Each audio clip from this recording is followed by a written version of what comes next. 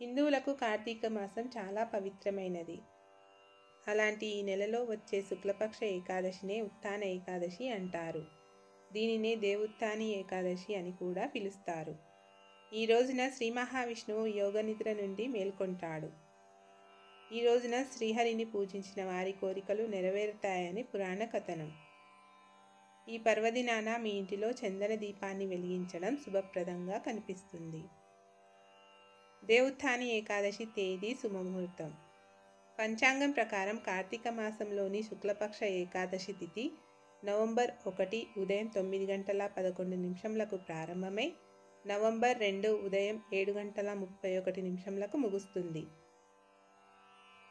Thani ఏకాదశిని November 1 జరుపుకుంటే వైష్ణవ భక్తులు నవంబర్ 2న ఉపవాసం ఉంటారు. దేవుత్థాని ఏకాదశి ప్రాముఖ్యత. దేవుత్థాని ఏకాదశి నుండే శుభకార్యాలు మొదలవుతాయి. దేవుత్థాని అంటే దేవుడు మేలుకొనడం.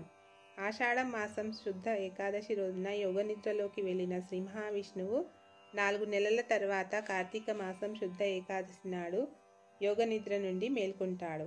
ఈ 4 నెలల కాలాన్నే చాతుర్మాస నెలలు అంటారు.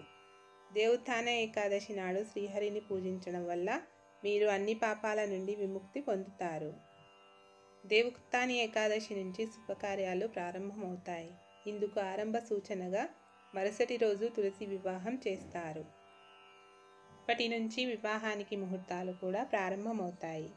ఆషాఢ శుద్ధ ఏకాదశికి విష్ణువు యోగనిద్రలోకి వెళ్ళినప్పుడు ఆగిన శుభకార్యాలు చాతుర్మాస్య వ్రతదీక్ష ముగిసిన తర్వాత కార్తీక శుక్ల ఏకాదశి రోజు మేల్కొంటాడు. అందుకే ఈ 4 నెలల కాలం పితృకార్యాలు నిర్వహిస్తారు, కానీ శుభకార్యాలు నిర్వహించరు. ఉత్థాన ఏకాదశి నుంచి మళ్ళీ వివాహానికి ముహూర్తాలు ప్రారంభమవుతాయి. ఇప్పటికే ముహూర్తాల సందడి మొదలైంది. సన్నాహాల్లో ఉత్సాహంగా ఉన్నారు. ఈ ఏడాది నవంబర్లో వివాహానికి ముహూర్తాలు 15 రోజులు ఉంటాయి. ఆ తర్వాత మళ్ళీ డిసెంబర్ 16 నుంచి ధనుర్మాసం ప్రారంభమవుతుంది. ఇది సంక్రాంతి వరకు కొనసాగుతుంది. ఇక డిసెంబర్ 12న అస్తమించిన శుక్రుడు తిరిగి ఫిబ్రవరి 1న ఉదయిస్తాడు. ఈ సమయంలో 51 రోజుల పాటు శుక్రబలం ఉండకపోవడంతో శుభకార్యాలకు బ్రేక్ ఇస్తారు. ఈ మధ్యలో జనవరి ఆఖరి వారంలో వసంత పంచమి ఉంటుంది. ఈరోజు పంచాంగం, వారం, వర్జ్యం, తిథితో సంబంధం లేకుండా శుభకార్యాలు నిర్వహిస్తారు. దేవుత్థాని ఏకాదశి వ్రతం ఆచరించడం వల్ల, ఈరోజు శ్రీ మహావిష్ణువును పూజించడం వల్ల సమస్త పాపాలు తొలగిపోతాయని భక్తుల విశ్వాసం. దేవుత్థాన ఏకాదశి మర్నాడు వచ్చే క్షీరాబ్ది ద్వాదశి రోజు తులసి వివాహం నిర్వహిస్తారు. ఈరోజు శాలిగ్రామాలు తులసి అమ్మవారికి వివాహం జరిపిస్తారు. తులసి వివాహం చేయటం వల్ల దాంపత్య జీవితం సంతోషంగా ఉంటుందని, సౌభాగ్యం పెరుగుతుందని నమ్మకం. నవంబర్ మరియు డిసెంబర్లో వివాహ ముహూర్త వివరాలు. నవంబర్ 2, 3, 5, 8, 12, 13, 16, 17, 18, 21, 22, 23, 25 మరియు 30. డిసెంబర్ 4, 5, 6. కొన్ని పంచాంగాలలో తేడాలు ఉండడం వలన తేదీల మార్పులు ఉండవచ్చు. ధనుర్మాసంలో ముహూర్తాలు ఉండవు. డిసెంబర్ 16న ప్రారంభమైన ధనుర్మాసం జనవరి 14 వరకు ఉంటుంది.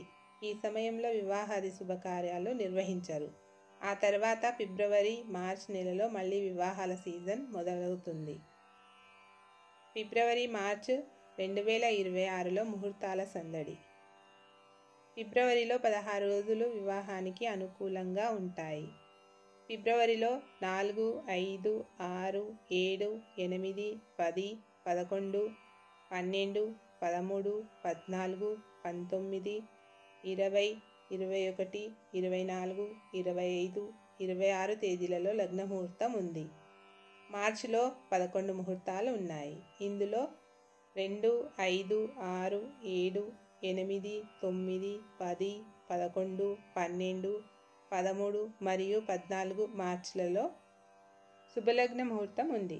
మార్చి 14 తర్వాత మళ్ళీ శుభకార్యాలపై నిషేధం ఉంటుంది.